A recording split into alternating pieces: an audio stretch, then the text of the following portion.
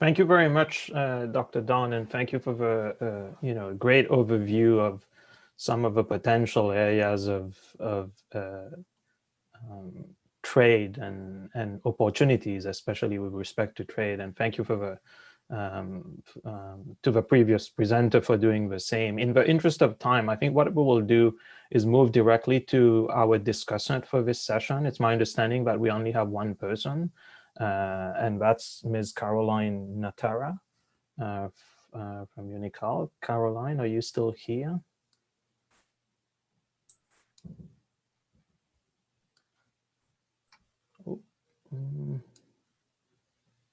I can see you on the screen. Yes, I'm here. Can I be heard? Yes, I can hear you. Perfect. So thank you, Professor Sami. Thank you, Dr. Nagar and Dr. Ahem for the very in-depth presentations. I would like to make some observations. I like data, so I looked at the India-Africa data on trade between India and Sub-Saharan Africa. And I wanted to find out, when it comes to trade between Africa and India, what is the situation there in terms of trade deficit or trade surplus? And what I found is that India actually has a trade deficit of $8.6 billion. And for me, that was like, aha, so does this mean that Africa is actually doing well in this context? I decided to look closer. A closer look at the individual African states, bilateral trade figures gives a different picture. So out of the 48 countries listed on that website, only 19 have a positive trade surplus. The rest have a trade deficit, which means even with a steady rise in trade between Africa and India, only a few countries in Africa have a positive balance of trade. Now, I went further and looked at Turkey-Africa trade, again, 2020 statistics, and the exports to Africa were $4.4 billion, while the imports were $2.4 billion. And this effectively translates to a trade deficit of approximately $2 billion, which is a surplus for Turkey. It's important for us to note, I mean, previous discussants and panelists and presenters have been talking about primary goods. And when I look at India and Turkey, what I'm seeing is primary goods largely leaving the continent. And for example, when I look at Turkey, Africa trade, what I see is that we have been exporting stone, fuel, wood, vegetables, food products, minerals, metals, hides, and skins. Now, when I consider India, Turkey, and Africa trade data, what comes to my mind is Africa needs to look at her exports in order to achieve her true potential. This means, in my view, that we have internal challenges that are affecting Africa's progress in trade so that we can both mutually benefit from these agreements that we have. And these challenges, in my opinion, pose a serious roadblock and make it difficult to handle any expected external challenges. What my argument is really is that we need to look at the challenges within in order to move forward. Why am I saying this? In 2016, I conducted a research on African trading blocs and economic growth. And in this research, I wanted to establish whether regional trading blocs across the continent are contributing positively to economic growth. And I believe the reason for us, even having this discussion today is because we want our economies to grow. And I wanted to answer questions like, are poverty rates declining? What is happening to GDP? What is happening to GDP per capita? Because we are in many trading blocs. And my findings which have been mentioned by others before, we have low intra-trade. It is low. And right now, formal intra-African trade stands at a 16 to 18%. Informal trade, which is not recorded really, is approximated to be 30 to 40%. And I propose that we need to formalize this informal trade because it supports about 60 to 70% of African families. My other key finding was that poverty rates are still high. Dr. Nagar has actually mentioned that in her presentation. And if I were to give just one example, COMESA had poverty rates ranging from 0.3% in Seychelles to 87%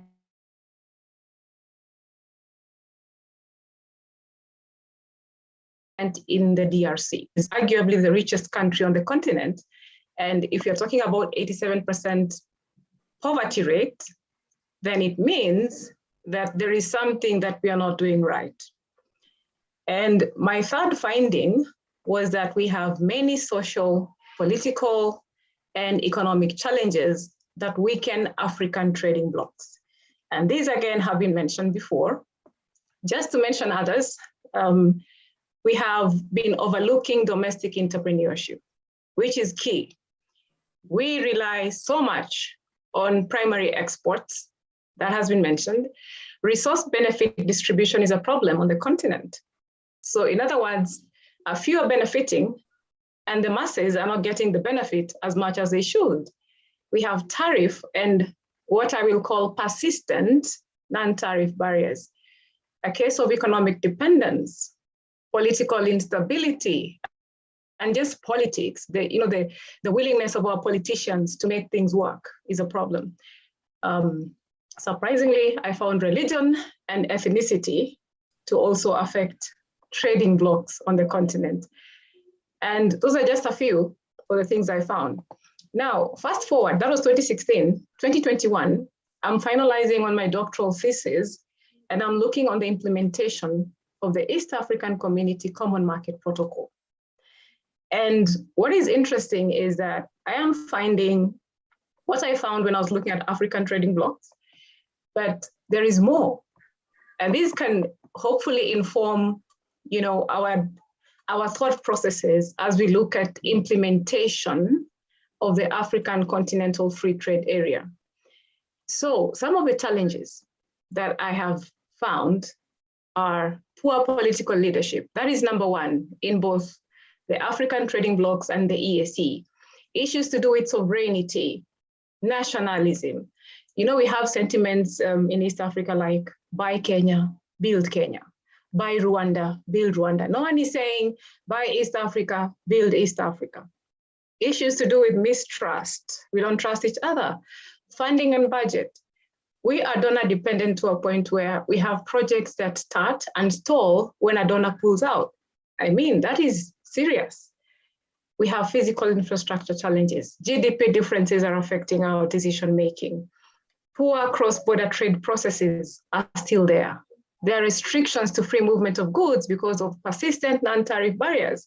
We have issues with perceptions in the region, low public awareness. So we discuss things at policy level, but people on the ground don't know what's going on.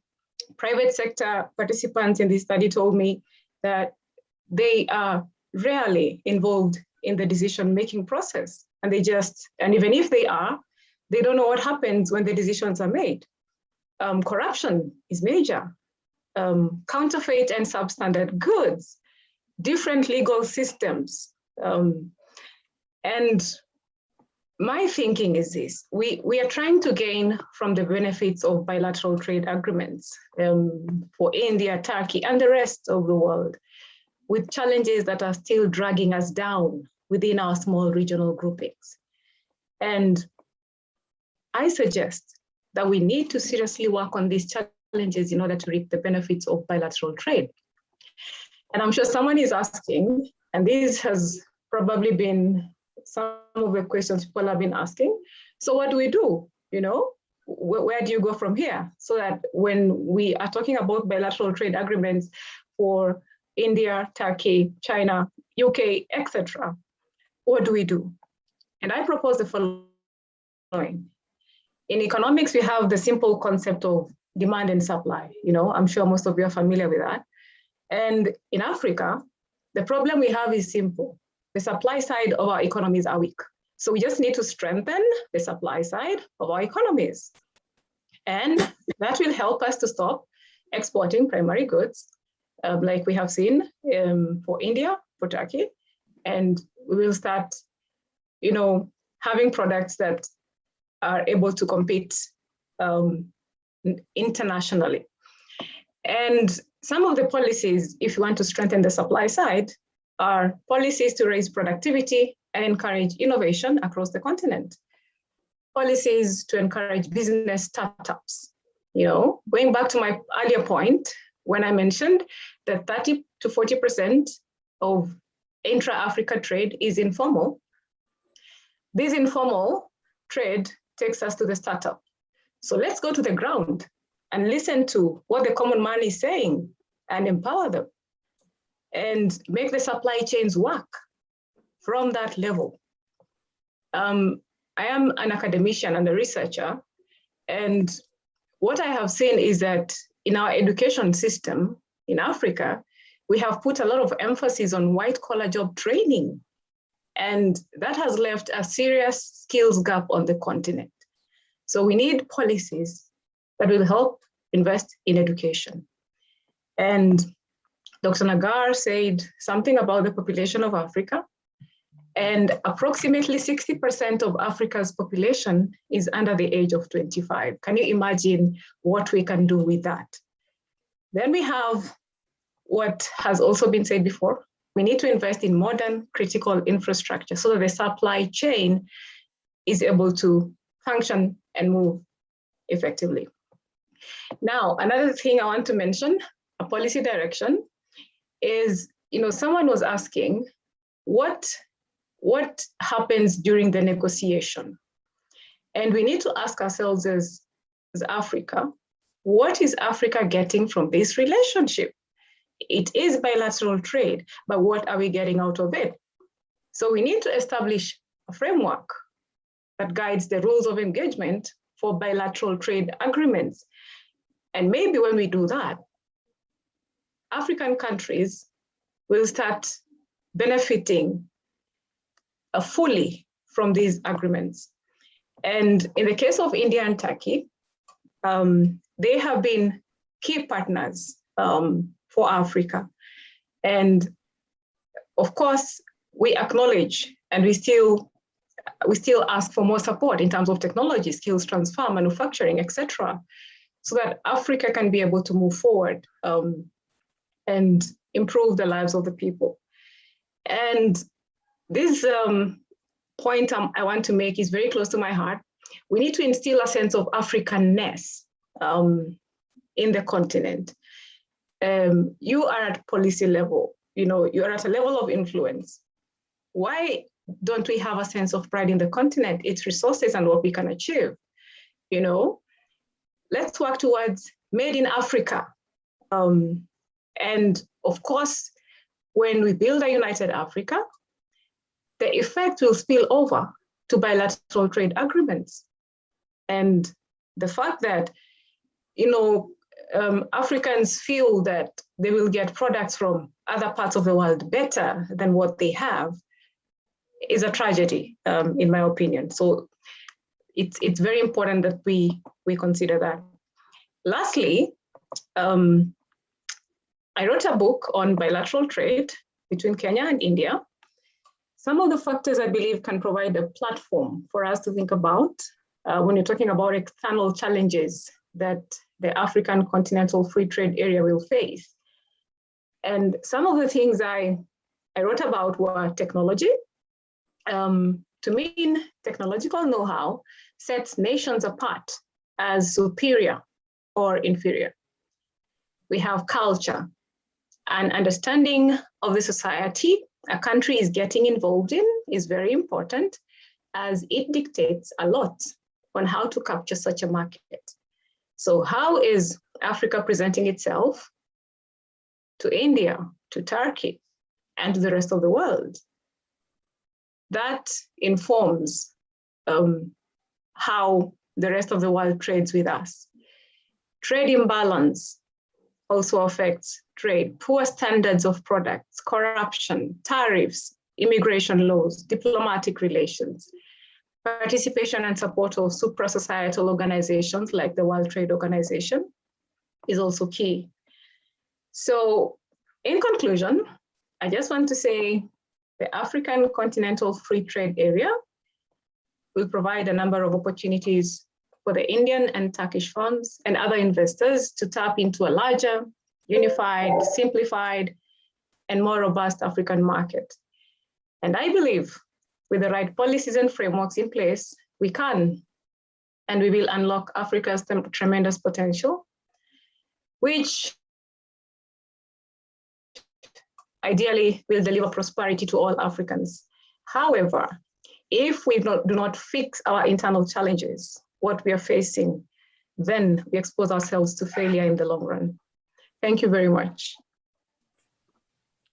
Thank you very much, Caroline. I think many of the points that you've made certainly came back time and time again since yesterday. And I noted in particular this issue of productivity, which I think, when you think about the supply side, I think this is an issue that comes up a lot in these kinds of discussions. In the interest of time, I believe that one of our speakers had to leave early. So Dr. Nagar, do you want to respond to some of these comments quickly?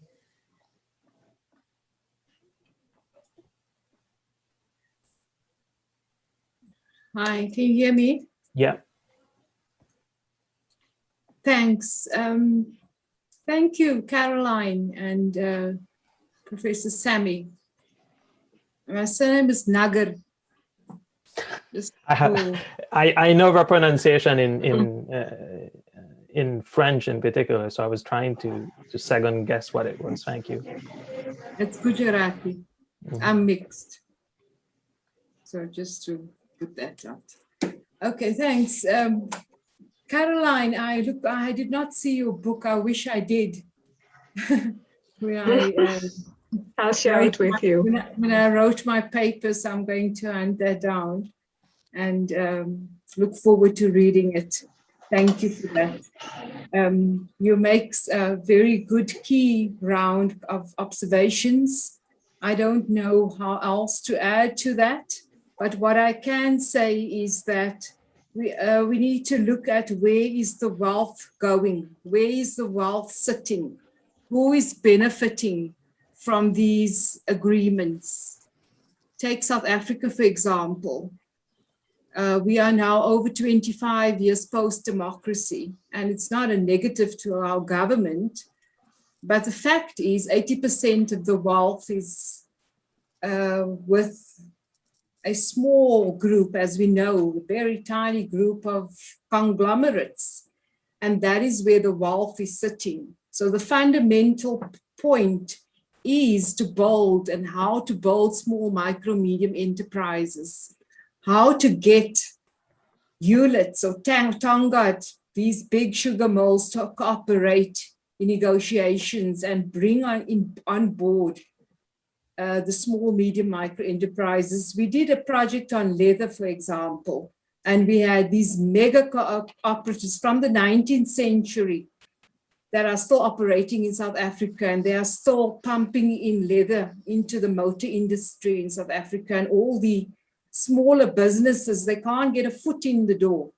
and dwindling, and they don't have the technology, the capacity, and this is the reality for small businesses. So I really particularly appreciate what Kenya has done with their milk produce. They had the mega industry and would not let in the small businesses. And what the small industries did, they formed cooperatives and eventually became a mega industry in its own right that could trade internationally and earn foreign exchange. And actually the mega cooperatives dwindled. So there are positive examples where you have gluts in the trade because that is the reality. It is, it's all about realism. And it's about what you're going to get out of it. The win-win solution that we are trying to advocate for is quite difficult to achieve. And the only way, as former speakers has said, what is political will and how do you really get it? How do you go about it? Is there a roundabout way if you don't find it? Because at the end of the day, the majority of our people are poor, and there's only a handful of people benefiting, and conglomerates and mega firms that is enjoying these benefits and these cooperative partnerships. And the small fishermen, they are lost. So it is quite important to look at negotiations, as you mentioned, which frameworks to use, where to tap into, how to use existing continental instruments, the AU instruments that they are there, the SDGs and the AU agenda, those are indicators and they roadmaps and flags. They don't tell us how to do it, but we are wanting to get there on the journey. But there are many viable frameworks that have been created by government and policymakers that cannot become doorstoppers. We need to implement them and use them at negotiation tables, and encourage in our encouragement must be pushed forward in the African Continental Free Trade Agreement summits by the Secretariat and with the AU, where we bring on board particularly agency that is relevant to discussions, so that it is not a political fora, but that business sector is involved, for example, or business representatives. So there need to be a proper model of negotiations. Besides the training hubs and spokesperson of the AU, which is quite influential. So there's a lot of good work that is being done, but it's about implementing it and doing and getting the capacity right. I think for me, the bottom line is building small, medium, micro enterprises, because they will dwindle when you open up trade. We have both. We're running neoclassical economics with a developmental-led approach, and we're putting these two tracks together. And we have this amalgamation, as you've noted, of the multiple agreements, crisscrossing, and the spaghetti bowl issue of agreements that really impacts. And the only people that can hang in there and really make the buck are the mega industries and not the small cooperatives. I think that is my input. Thank you. Thank you very much. I see that Ms. Sanusha Naidu has her hand raised.